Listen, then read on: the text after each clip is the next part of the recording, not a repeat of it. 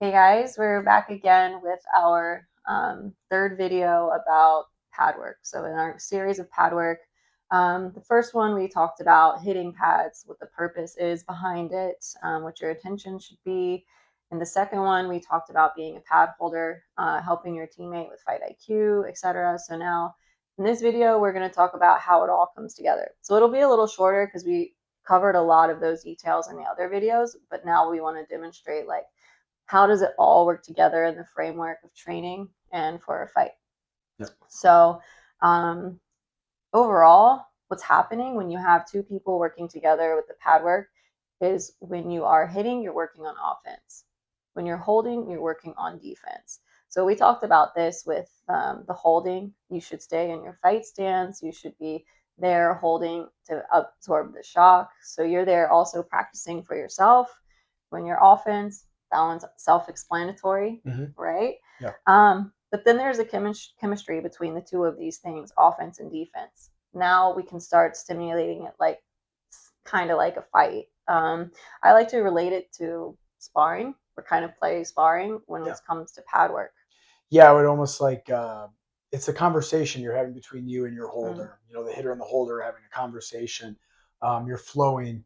You know, a lot of times when you're newer, it would be okay to maybe tell them what you're going to throw back at them just to kind of get them used to it. But once you get up there more experience, you can have this flow where you're just checking their reaction timing and you're flowing between offense and defense. And this is where you really get a lot of good stuff out of hitting and holding pads, both the partner who's holding and the partner that's hitting the pads, or he is hitting and holding. They both sorry, kind of backwards there.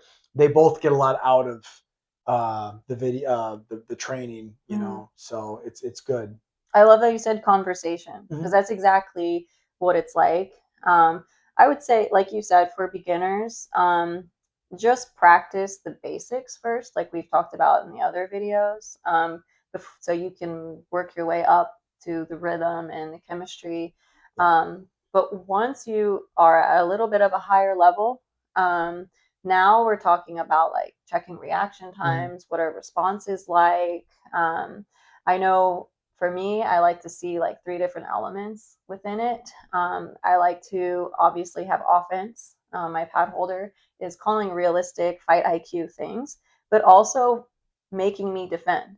So now it's almost like a sparring match in a way because I also have to defend and I have to respond. When you start to get a little bit more advanced, that pad holder can catch something that you respond with. So now we're having this conversation. But one more thing I also like is also teaching me something new.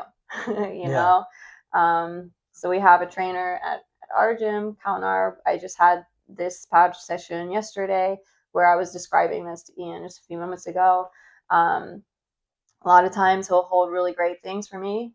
Other times he'll start feeding me realistic things in the fight, and I have to respond. At one moment, the way that I stepped, he held for the kick, but I was too short because I stepped close to him, and I readjusted for the knee, and it kept him safe as well. So you have to think about this too. You want to keep your pad holder and your trainer and your teammate, if you're holding for a teammate, safe because this conversation is happening between the two of you.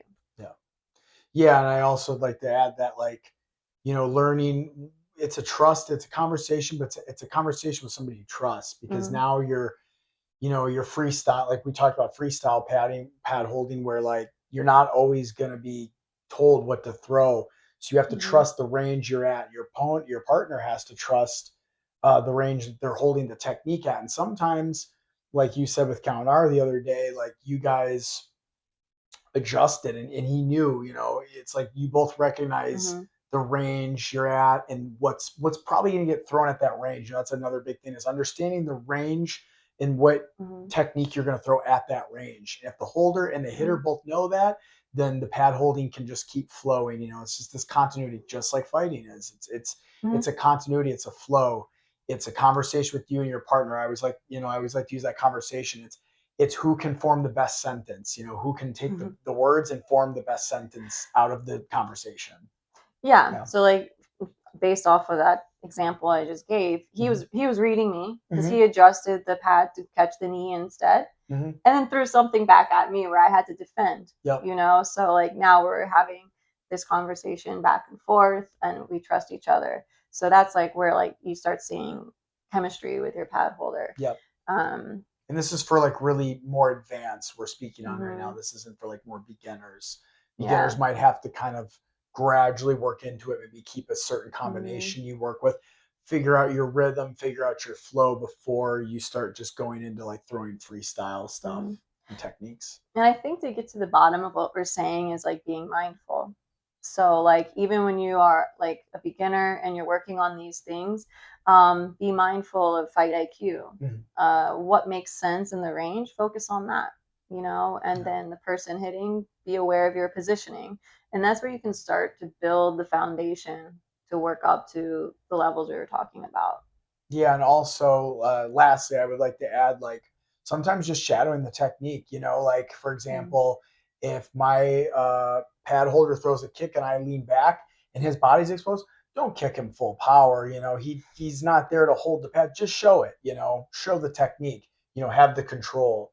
Um, Yeah. Especially at more of an advanced level, even at like a newer level, like be very mindful. Like, hey, my pad holder's not ready to catch that. Don't throw that. Full power. Just show it. It's there, especially for an Mm-hmm. advanced person. You know it's there.